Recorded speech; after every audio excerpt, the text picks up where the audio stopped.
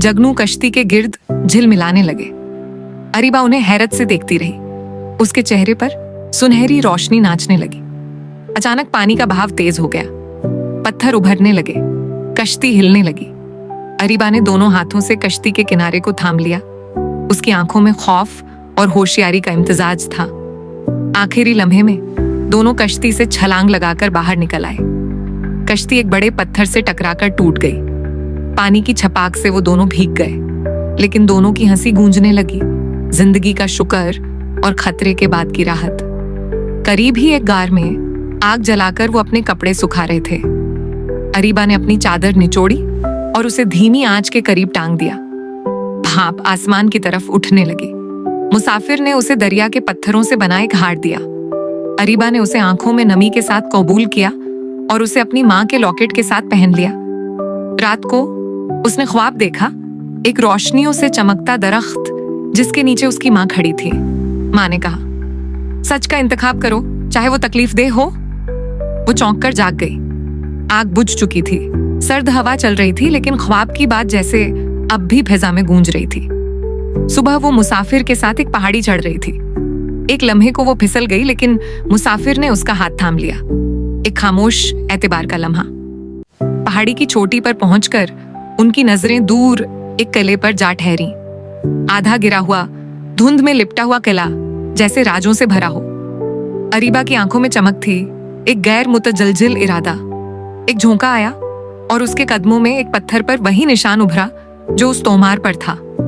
उसने झुककर उस पर उंगली फेरी। जमीन जैसे उसे कुछ सौंपने वाली हो। दूर बादल गरजे। अरीबा ने अपना सर उठाया। चादर हवा में लहरा रही थी। उसकी आंखों में अज़्म था। वो अब उस किले के साए में छुपे राजों को बेनकाब करने जा रही थी। अरीबा और उसका साथी अब एक धुंध से ढकी हुई वादी में उतर रहे थे। सामने एक पुराना किला अपनी वीरान बुलंदियों के साथ खड़ा था, जैसे सदियों से किसी इंतजार में हो। उसके ऊंचे मीनार झुके हुए, बेलों में जकड़े वक्त की बेरहमी की गवाही दे रहे थे। फजा में न कौवे मंडला रहे थे। जब वो दोनों झंग आलूदा दरवाजे तक पहुंचे तो अरीबा ने धीरे से उसे धकेला। दरवाजे की चरचराहट फिजा को चीरती हुई गूंजी, जैसे खुद किला उनकी आमद को महसूस कर रहा हो।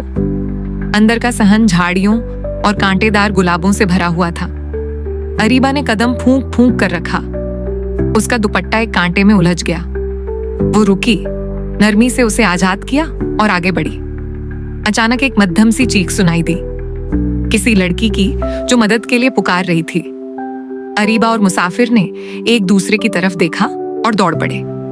आवाज किले के एक बुलंद मीनार से आ रही थी। वो तंग और पेचीदा जीने चढ़ते गए।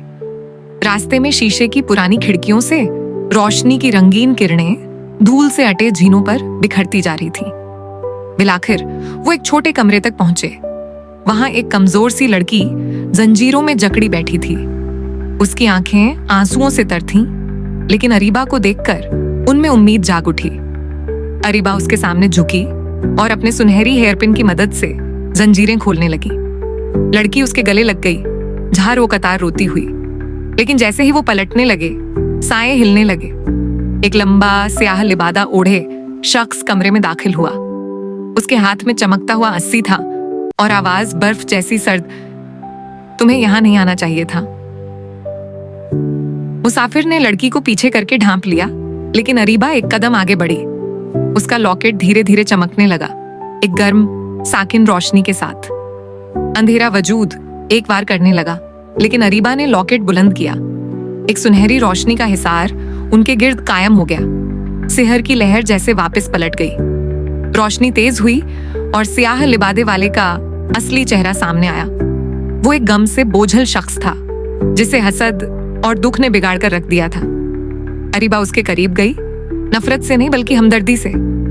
उसकी आवाज नरम थी, तुम्हारा दर्द दूसरों का कैद खाना नहीं बनना चाहिए। वो शख्स घुटनों के बल गिर गया।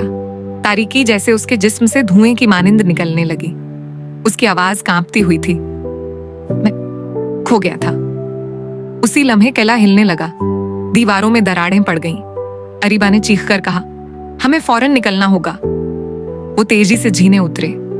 अरीबा ने लड़की को बाहों में उठाया और कईले के दर और दीवार टूटते रहे। पत्थर गिरते, आवाजें गूंजती, लेकिन वो बाहर निकलने में कामयाब हो गए। जब वो कईले से निकले, उसका मीनार जमीन बोस हो गया। गर्दो गुबार और टूटे हुए परों से फिजा भर गई, लेकिन वो सब महफूज थे। करीब के एक सब्जा झाड़ में अरीबा ने बच्ची को नरमी से नीचे लिटाया। मुसाफिर ने आग जलाई और सूरज की किरणें बादलों को चीर कर नीचे उतरने लगी। थोड़ी देर बाद गांव के लोग वहां पहुंचे, शायद शोर से या तकदीर के इशारे से बुलाए गए। वो लड़की को देखते ही लपक कर उससे लिपट गए। वो मशहूर हकीम की खोई हुई बेटी थी। एक बुजुर्ग अरीबा के पास आए, उसके सर पर हाथ रखा और कहा, तुमने हमारी सोच से बढ़कर कुछ कर दिखाया है। अरीबा खामोशी से कैले के मलबे की तरफ देखती रही। उसका लॉकेट अब मध्यम हो चुका था, लेकिन उसकी आंखों में एक नया नूर था। वो अब वही अरीबा न रही थी। उसने जिंदगी से सीख लिया था और वो वादा जो एक जादूगर ने कभी उससे किया था अब पूरा हो चुका था। एक खामोश नदी के किनारे अरीबा बैठकर अपने हाथ और चेहरा धो रही थी। पानी की ठंडक उसकी थकन को धो रही थी। कुछ ही फासले पर वो नन्ही लड़की जिसे वो कले से बचा लाई थी, तितलियों के पीछे दौड़ रही थी। उसकी हंसी हवा में झूलती जैसे कांच की घंटियां बज रही हों। अरीबा की आंखों में मुस्कुराहट थी। एक लम्हे के लिए उसे महसूस हुआ कि दुनिया वाकई ठीक हो रही है। उसी दौरान मुसाफिर ताजा फल लेकर आया। वो दोनों एक दरख्त के साए में बैठ गए। खामोशी में वो राहत थी जो सिर्फ समझने वालों के दरमियान होती है। खामोशी जो अब बोझ नहीं बल्कि तसल्ली बन चुकी थी। फिर एक गांव वाला आया। उसके हाथ में सुनहरी मुहर लगा हुआ खत था। अरीबा ने खोला। ये दारुल हुकूमत से दावत थी। उसकी नेकियों की गूंज बहुत दूर तक जा पहुंची थी। उसी रात अरीबा ने सितारों को देखा। उसे वो बूढ़ा जादूगर याद आया जिसने कहा था, सितारों के पीछे जाओ, वो तुम्हें तुम्हारी तकदीर तक ले जाएंगे। उसने अपना दुपट्टा बांधा, चोटी को पिन से समेटा और अपना थैला तैयार किया। नन्ही लड़की लपक कर उससे लिपट गई। वो रुखसत को दिल से कबूल नहीं कर पा रही थी। अरीबा झुकी और वो हार जो दरिया के पत्थरों से बना था उसके गले में डाल दिया। ये रखो, तुम भी बहादुर हो। सुबह लकड़ी की एक छोटी सी गाड़ी तैयार थी। गांव वाले उसे फूलों के साथ रुखसत करने आए। दुआओं और खुशियों के शोर में गाड़ी चल पड़ी। रास्ते बदलते गए, पहाड़, नदियां, सोने जैसे खेत। अरीबा खिड़की से बाहर देखती रही। उसकी अक्कासी शीशे में साफ और पुरसुकून थी। आखिरकार शहर आ गया। लोग सड़कों पर जमा थे। जब अरीबा नीचे उतरी तो हिचकिचाहट थी, लेकिन चेहरों पर जो मुस्कुराहटें थीं, उन्होंने उसकी झिझक मिटा दी। एक अजीम हाल में बुजुर्ग और आलिम उठकर उसके इस्तकबाल में खड़े हो गए। अरीबा ने नरमी से चलते हुए उनके सामने वो नक्शा और लॉकेट रखा। फिर उसने बोलना शुरू किया, अपनी कहानी सुनाई, निहायत सादगी से, सच्चाई से। हाल में खामोशी छा गई। हर लफ्ज दिल से निकला हुआ महसूस होता था। फिर जैसे फिजा में रोशनी दौड़ गई, तालियों का शोर गूंजने लगा। अरीबा की आंखों में आंसू आ गए, लेकिन उसने जब्त रखा। उसे एक मुहरबंद तोमार दिया गया और एक चादर, अलामत के तौर पर कि अब वो दूसरों के लिए रहनुमाई का चराग है, कहानियों की मुहाफिज बन चुकी है। शाम को वो पुरानी कतुब खाना पहुंची। दीवारों पर लटके चरागा और पुरानी किताबों की खुशबू, ये जगह अब उसका नया घर बनने जा रही थी। उसने अपनी माँ की डायरी, जो बरसों से उसकी रहनुमाई कर रही थी, एक मखमली कपड़े पर रखकर शीशे के संदूक में सजा दी। ये उसकी माँ की विरासत थी, महफूज, जिंदा। कुतुब खाने के बाग में बच्चे उसके गिर्द बैठे थे। अरीबा ने धीरे से कहानी सुनानी शुरू की। उसकी आवाज नरमी से बहती रही और आंखें चमकती रहीं। कुछ फासले पर मुसाफिर खड़ा देख रहा था। उसके चेहरे पर मुस्कुराहट थी। उसने अपना थैला जमीन पर रखा और चुपचाप सूरज की तरफ चल दिया, बेआवाज मगर मुकम्मल।